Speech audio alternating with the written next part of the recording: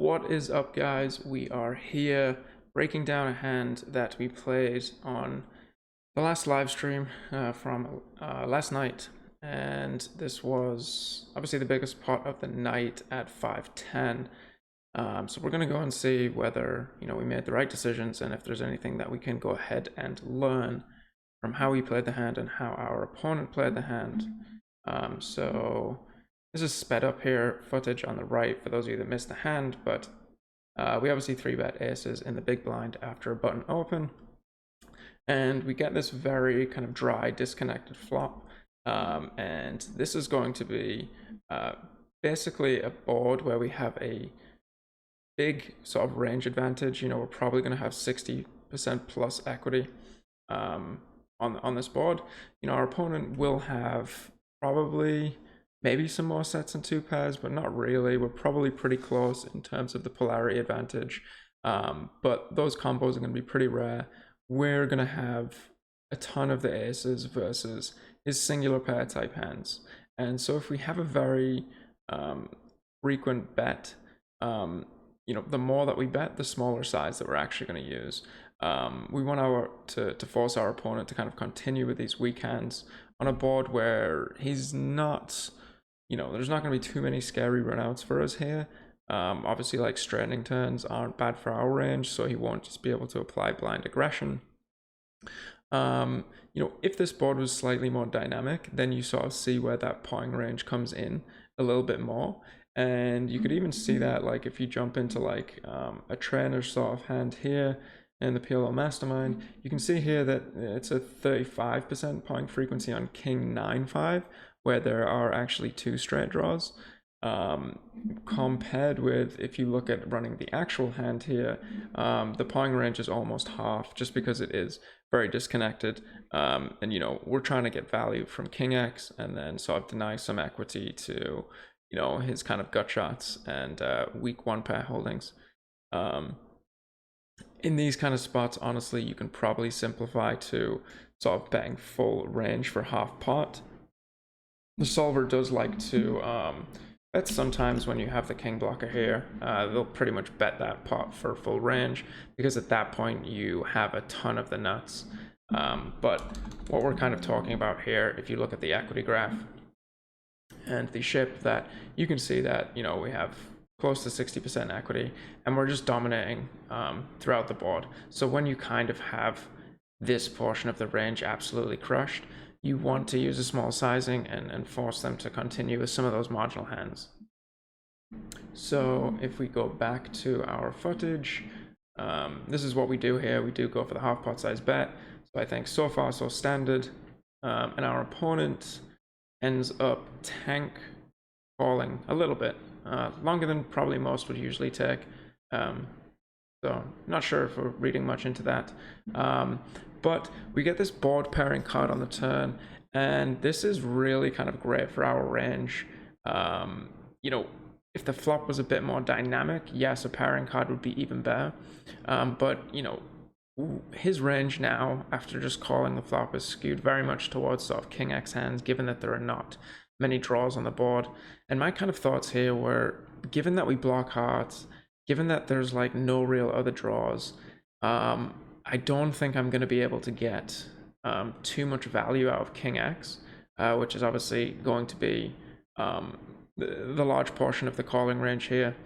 But looking at that in the solver, with, I'm thinking we might get pushed too far into like King or 4x when we kind of bet here, and not too much weak roll call. But the solver just wants to bet this hand. It's just too strong with the overpair and the flush draw as well. And if you really think about how humans play, you could make an even better kind of sort of a case for that, because they're going to check back even less sort of king and on the flop.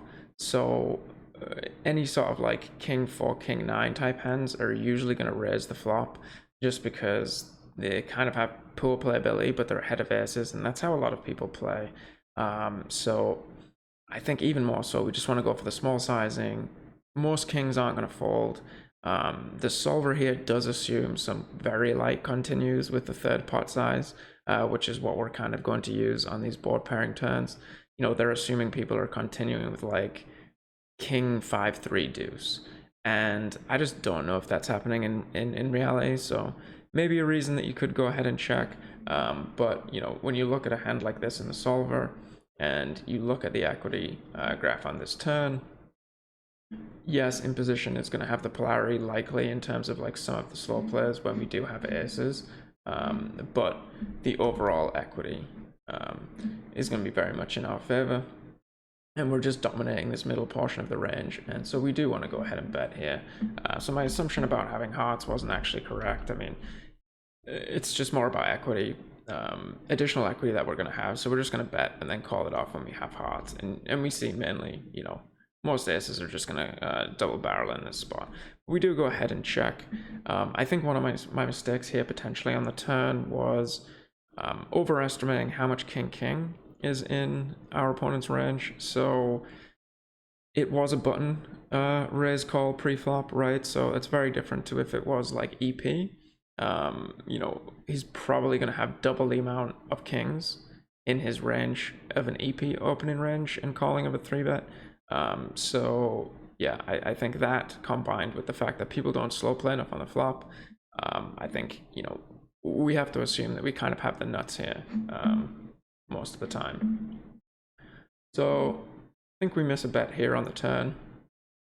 I mean, it's not a huge punt, but yeah, I think it's kind of like the one thing that we should have learned in this hand is that effectively we kind of have the nuts on the turn 95% of the time.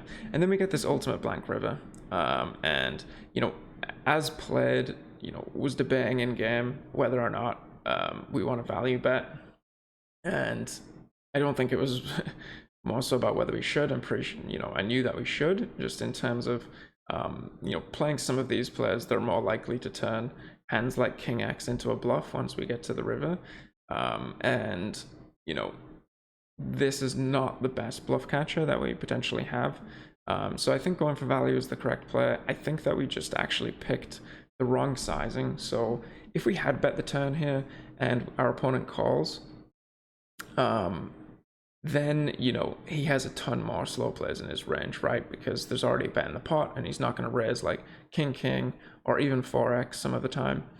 But when he checks back the turn, I just don't think that you see many people in reality doing that with king or 4x especially, because they just obviously unblock a ton of the calling range. So when we think about our bet sizing on the river, I think one of the mistakes I made here was thinking about the kind of absolute strength of my hand versus the relative strength as played. So the relative strength as played, when we basically take nearly all of king and 4x out of our opponent's range, and 9-9 too, right, is now 2 pair is effectively the nuts, and we have the nut 2 pair, right? So that's why the solver here, with this particular line, if it goes check, does actually want to use a pot sizing most of the time when it does bet with aces, because again, you have the polarity advantage against like King X, King 9, those type of hands that are going to be in our opponent's range. So maybe a little mistake on the sizing there. We do go for half pot, I believe. Yeah, we go for half pot. And I think I said this, I can't remember it in stream. I was like, but we may get jammed on, which will be gross. And it is a gross spot. But, when you're playing at PLO 1K, you're just going to see people being more balanced and actually having bluffs in these range. Like, as I said in game, I would actually potentially fold this at PLO 100 Russian cash, because I just think this is so skewed towards value. But against someone that seems like a relatively aggressive reg, I think it's kind of, I think it's okay to go ahead and call. The solver agrees with this sizing. To be honest, I was thinking it was maybe a bit of a punt without a pair blocker, but the solver is bet calling this with the small size and then bet folding it with the large size. But to be honest, the reason why I kind of called is I just don't see enough people slow play in 3-bet pots in position, especially on the turn. If it's checked to them and they have something that's ahead of aces on the turn, they know that it's a turn I can never fold, and so they want to get equity and build a pot.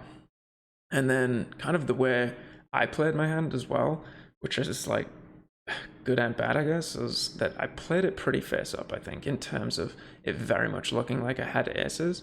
And this is a player that knows that people are going to fold aces here some of the time, or enough of the time probably to make his bluff profitable. So combining those two things outside of GTO was sort of the reasoning that I called.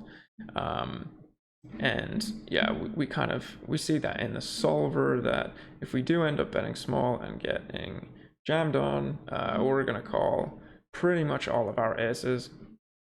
So I think it actually was okay played in the end. I think we just potentially missed a bet on the turn and then wasn't really thinking about the actual bet sizing of our hand on the river.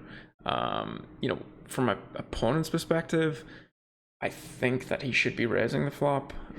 I would assume that the solver wants to raise that in position when we bet half pot, and having king 9 here, most of it is going to be raising, and I think that in reality you probably should, because not many people are going to bet fold aces on this board. I certainly wouldn't be with a backdoor flush draw, so we can kind of get some additional chips in the pot there. Turn check back I think is okay, and then once he gets to the river this way, I think that his combo is just like a mandatory bluff, and solver totally agrees with that, in terms of if he gets to the river here with a hand that is weaker than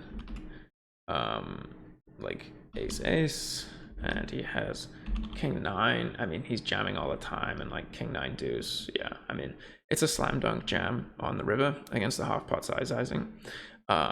So yeah, I think it was quite an interesting spot. So to finish off the hand, we do go ahead and call after a tank and looking pretty sick on stream. But we do call, and we win a almost $2,400 pot. So it was nice in the end. I think some learnings had to be taken out of it, and yeah, we will probably review some more hands as well. So thanks for tuning in, guys, and good luck at the tables out there.